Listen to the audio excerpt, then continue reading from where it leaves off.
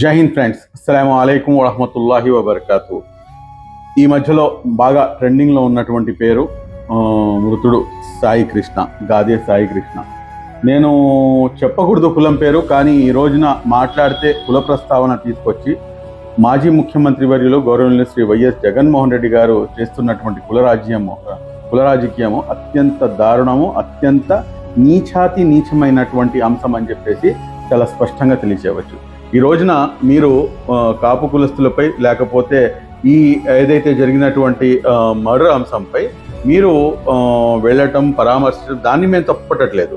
Yes, as a opposition పార్టీగా లేకపోతే ఒక రాజకీయ పార్టీకి చెందినటువంటి లేకపోతే మాజీ ముఖ్యమంత్రిగా మీరు వెళ్ళటం, పరామర్శించడం, లేకపోతే డిమాండ్ చేయడం, సిబిఐ ఎంక్వైరీకి డిమాండ్ చేయడం కూడాను, దాన్ని కూడాను తప్పుపట్టలేం.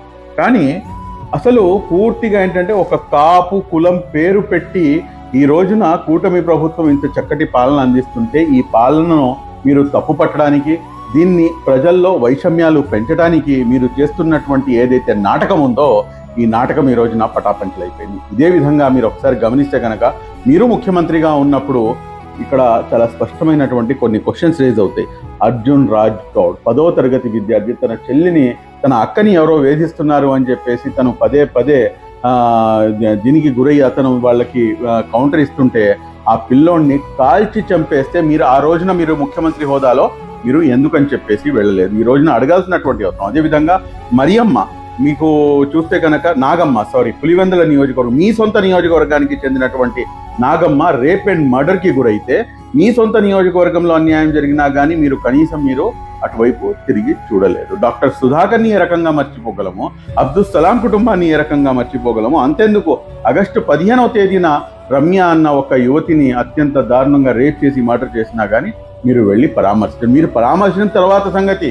మిమ్మల్ని కలవాలంటే కనుక పరదాల మాటున లేకపోతే హై సెక్యూరిటీ జోన్ కింద, అదేదో మీరు వైట్ హౌస్ కన్నా ఇంకా పెద్ద స్థాయిలో ఉన్నట్టుగా మిమ్మల్ని మీరు ప్రజల నుంచి దూరం చేస్తున్నారు. ఈ రోజున ఇంత దారుణమైనటువంటి ఘటన జరిగితే ఈ రోజున కూటమి ప్రభుత్వం చేసినటువంటి న్యాయం ఏమిటి అనేది మనం ఒకసారి గమనిస్తే కనుక చాలా స్పష్టంగా ముందు తెలిసిన వెంటనే సింగపూర్ నుంచి రాగానే మన డీజీపీ గారిని, అదేవిధంగా ఉప ముఖ్యమంత్రి వర్యులు గౌరవనీయులు శ్రీ పవన్ కళ్యాణ్ గారిని, అదేవిధంగా ఇంటెలిజెన్స్ చీఫ్, వీళ్ళందరినీ కూడా పిలిపించుకొని అత్యంత సీరియస్గా తీసుకొని ఇమ్మీడియట్గా కన్సర్న్ కృష్ణలంక సిఐ గారు ఎవరున్నారో ఆయన్ని వీఆర్కి పంపించడం జరిగింది.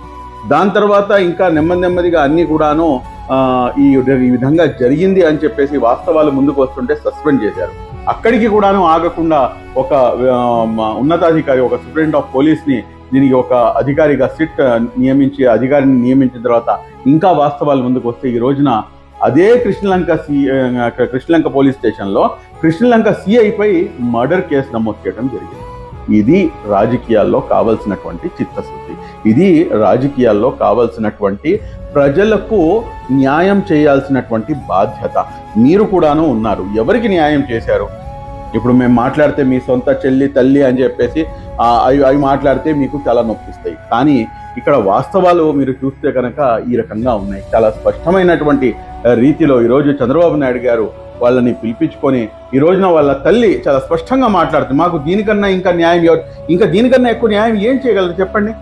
జరిగిన అతను హ్యాబిచువల్ అఫెండరా లేకపోతే ఇంకోటా అవన్నీ తీసి పక్కన పెడితే కనుక ఖచ్చితంగా ఈ రకంగా చేసేటటువంటి పరిస్థితి అయితే దాపరించకూడదు, ఈ రకంగా చెయ్యకూడదు, ఇది అన్యాయము అని చెప్పేసి వాళ్ళ తల్లిని పిలిపించుకొని, ఐ థింక్ విజయమ్మ సంథింగ్ ఆవిడ పేరు, ఆవిడని పిలిపించుకొని కూర్చొని పరామర్శించి చేసిన తర్వాత ఆవిడ బయటకు వచ్చి మీడియాతో మాట్లాడుతున్నటువంటి మాటలు చాలా మనస్ఫూర్తిగా దీనికన్నా ఇంకా ఎక్కువ న్యాయం ఎవరు చేస్తారు అని చెప్పేసి చెప్పడం కూడాను మనం అందరం కూడాను గమనిస్తున్నాం. కాబట్టి ఇది ఒక నాయకుడికి ఉండాల్సినటువంటి ఒక విశ్వాసం ప్రజల్లో.